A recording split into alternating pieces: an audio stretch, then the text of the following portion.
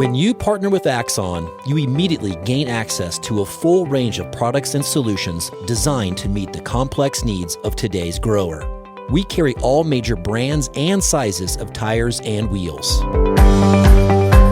We specialize in large diameter wheels for large equipment. We have one of the largest OEM replacement wheel inventories in North America. Known for extreme flotation setups, duals, and triples, we have wheels for all makes and models of tractors, sprayers, combines, and grain carts.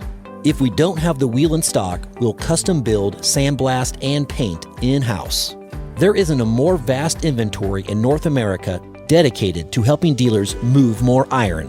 With facilities on the West Coast and in the heart of the Midwest, leverage our 230,000 square feet of indoor inventory to solve any problem a grower may have. Move more iron with Axon.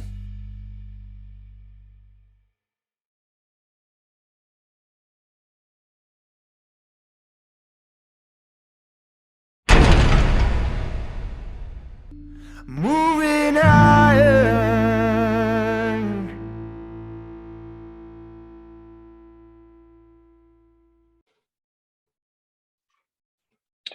Hello and welcome to Moving Iron Podcast Markets with Shawn Hackett. This is a special edition. We're going to go over the USDA May report here and talk a little bit about what Shawn saw happen there, if there's any really big surprises that he sees out there, and also kind of get his feedback here and what he sees happening in some markets. So Shawn, looking at this report here, anything jump out to you that was a big shocker? Not really. I mean, they said right now, record yields for corn and soybeans, big production, big ending stocks increases. I don't think anyone was surprised that we were going to get some bearish numbers today, which is not unusual for May, but obviously we've been getting off to a great start planting wise here. And so the USDA is going with big numbers until the weather proves them wrong. Some people were surprised that KC hard red winter wheat production was lower than many had thought. I would argue, how did anybody think they were going to be as strong as production was going to be as good as they thought? And we've had the worst weather ever just on the planet. So they claim it was a surprise. I just think it was just poor analytical work to have the number as high as it was. But nonetheless, it confirms, the USDA is confirming, that the rains that we've seen, which obviously are helpful in the long run, are not helpful in the short run, and that the crop's too late to rehabilitate. And that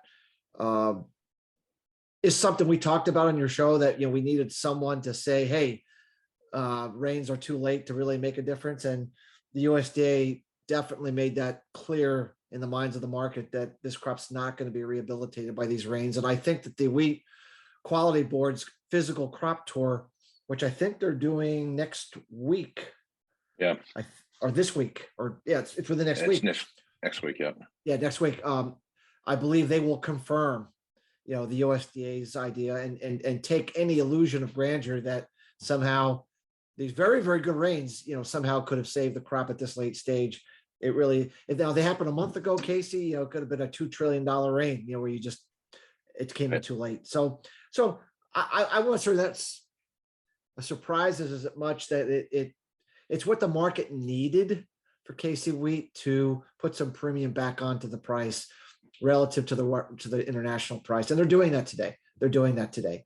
I would say the other wheat markets, SRW and spring wheat, I didn't really see anything in there. Those are just going up in sympathy for KC having a big jump today. So in terms of, corn, soybeans, the new crop corn price is making new lows. The new crop soybean crop today is making new lows. So, this supported why the downside has been going on, and supports that, as long as we continue to have good planting weather, at least into the mid-late May, that we might see some lower prices. We think it's still possible we could see a sub $12 November soybean market and a sub $5 December corn market before we price it all in. They did make comment, Casey, about the corn crop in Brazil, and there are some that have thought that maybe because the crop was planted late and we'll be seeing some dry weather come in that maybe the USDA would back off a little bit, and they came in strong at 130 million metric tons, which would be just a kind of a high end crop. So that definitely was, on the higher side that it could have been. And I believe the estimates were for 126.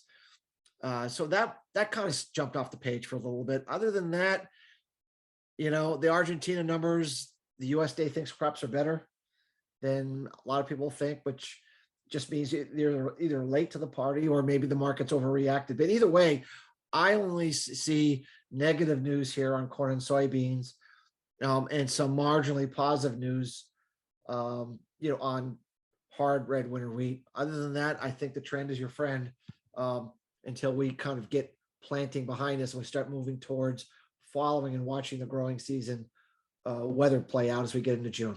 So. Yep. Okay. All right. So while we're talking about wheat, I think that's a bit of a powder keg here. So you've talked about last podcast that we did, we talked a little bit about what if Russia started selling wheat at not undercutting the market, but selling it at the quote unquote world price and working through that, maybe taking some of those stocks that they have and reserving them back as government reserves, those kind of things, and start propping up the market a little bit from that perspective. This whole Black Sea corridor thing, and kind of hinging on whether Erdogan gets elected again or not in Turkey, and that's coming up here at the end of the month. So I guess looking at wheat right now, just from a strategic pricing and where it's at right now, and then we're seeing world supply and those kind of things start to play into that. What are your thoughts on wheat, and do you feel like there's a big chance for it to make some big moves in wheat coming up here as we get some more information about the crop? I think we have to back up a little bit and remember that prior to this year's big exportation by Russia, the prior year they had put export restrictions, which built up ending stocks, and then they had the record 105 million metric ton crop. Then they decided to unleash this wheat onto the market. Who knows if it was a deal they struck with China to do this? They needed money.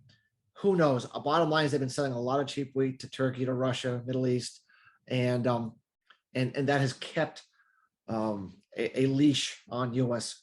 wheat prices. Now, the crop that they're about ready to harvest is going to be anywhere from 80 to 85, depending on what estimate you want to believe, down from 105.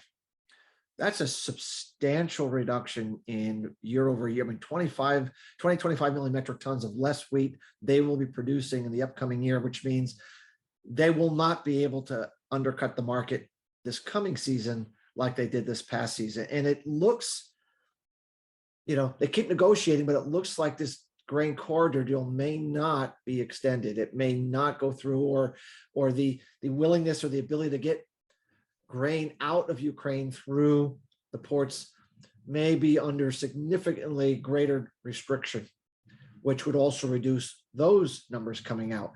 If you strip that supply, which has been keeping a burden on the market, are ending stocks to usage everywhere else,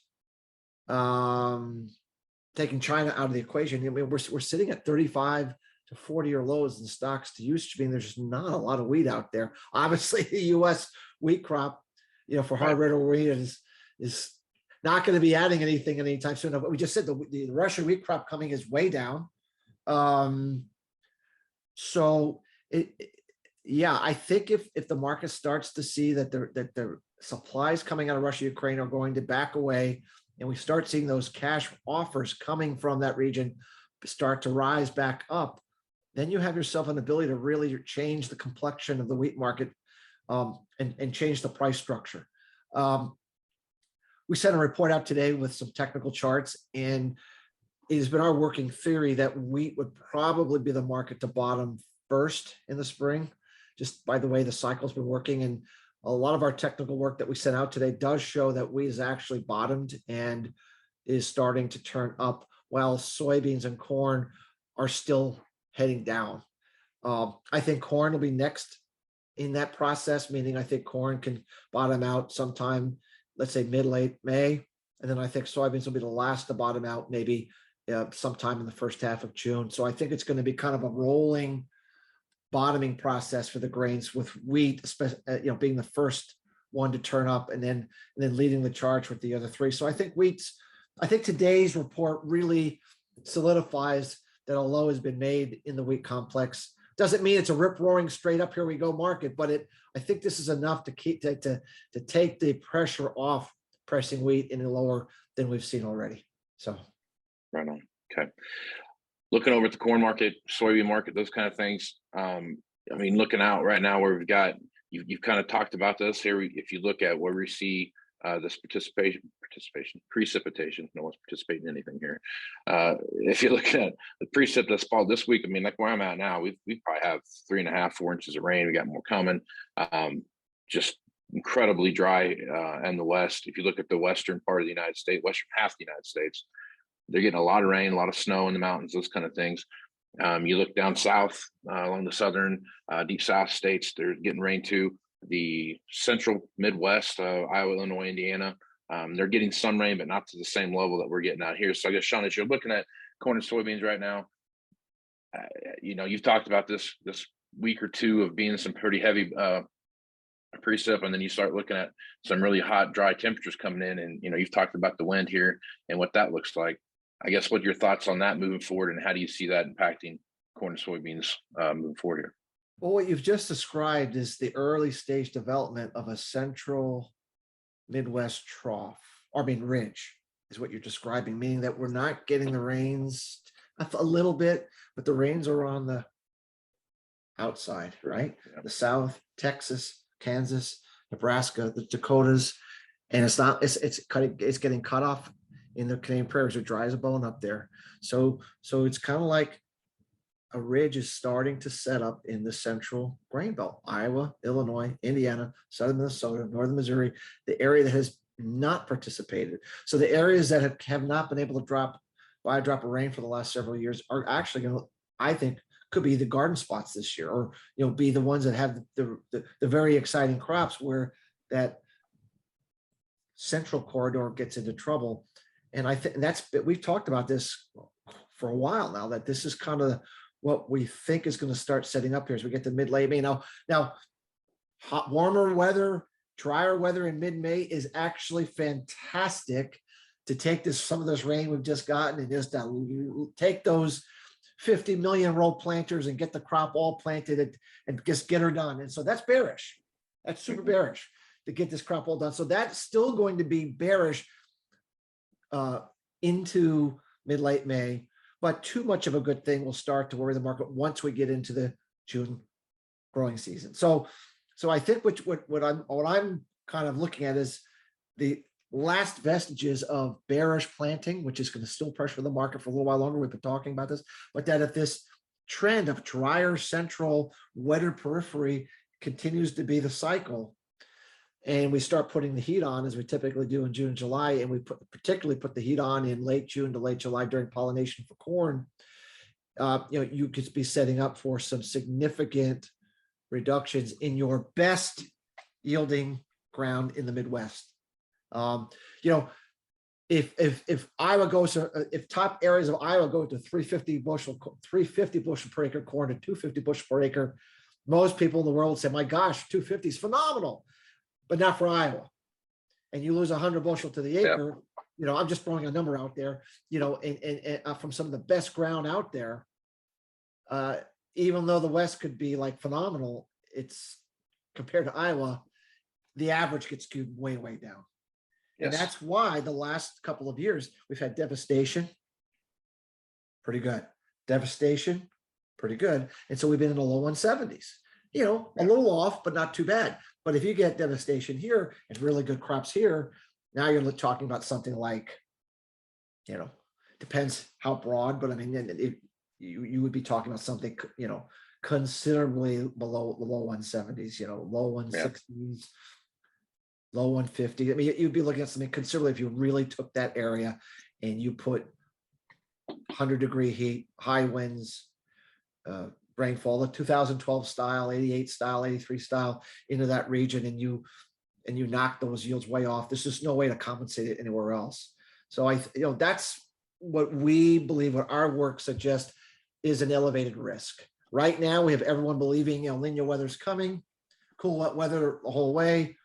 With the USDA came out today, confirmed all systems go. But if that is not correct, or if the market feels it, that perfect weather condition isn't going to play out, we actually start developing a drought cycle in the wrong area, there is going to have to be a very sobering reversion of these speculative shorts that have come into the market. And they're going to have to put some weather premium back in, and could be substantial weather premium back in if this weather scenario. Remember, I'll never say that no month doesn't matter, but June really does not matter that much. We've seen some of the hottest, driest Junes on record, and if July is good, it doesn't matter. Crops are phenomenal. June is kind of a setup month. It's where the market is setting up the weather pattern. So I wouldn't get too excited about the June weather pattern, but what I'm going to be looking for, and what I'd be getting excited about, is if the June weather pattern is setting up a permanent ridge for the July pollination season, because that's the only way you really get the corn crop into trouble. You're not going to have it by having a hot, dry June. Quite frankly, you're not going to have a really bad crop if you have a hot, dry August. It'll take some yield off, don't get me wrong, but you need to get July in big trouble. Hot, 100 degrees, failed pollination, all that sort of thing. So that's what we're going to be looking for. I think this weather pattern this spring is supporting of that.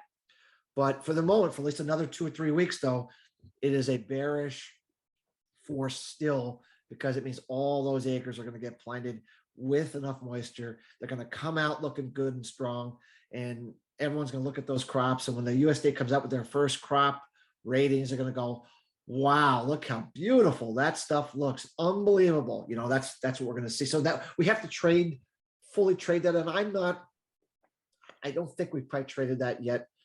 Obviously today, the USDA came out with this big safrinha corn crop. It's not done yet. Half the crop still has to pollinate, but there you have it. So. Right on. Okay, Shawn. Well, I think it's a good place to stop. Good stuff as usual. Folks want to reach out to you and get more information about what you're doing at Hackett Financial. What's the best way to do that? Our website is Hackett, Hackett advisors.com. We also have a Twitter page, Feridex, Feridex 11. And we also have a LinkedIn page. And from time to time, we put on their interviews with you and others that kind of go over our weather work, our cycle work, statistics, capital flows, and how we go about the basis of making our recommendations to our farmers and producers. So. All right, Shawn. Well, appreciate you being on the podcast, man. Thanks for taking time to talk about this report. Thanks, Casey. Really, I always enjoyed it. It was good. Right on, man. I'm Casey Seymour with Moving Iron Podcast. Check me out on Facebook, Twitter, and Instagram at Moving Iron LLC, LinkedIn at Moving Iron Podcast, and go over to see the video version of this over on the YouTube channel. Try to get this live, folks. I apologize, but had a bunch of technical problems getting it going, so I just had to bail and go with the good old-fashioned recorded version. So we'll look forward to seeing that up here in a little bit. So anything Moving Iron related, go to MovingIronLLC.com. Get all the information from Moving Iron Summit coming up here in Nashville, Tennessee, September 11th through the 13th. All the information is there. If you're one of the first 150 people to sign up, you get a $50 discount from the folks at Axon. Take advantage of that. So with that, I'm Casey Seymour. We're Shawn Hackett. It's going to be smart, folks. Out.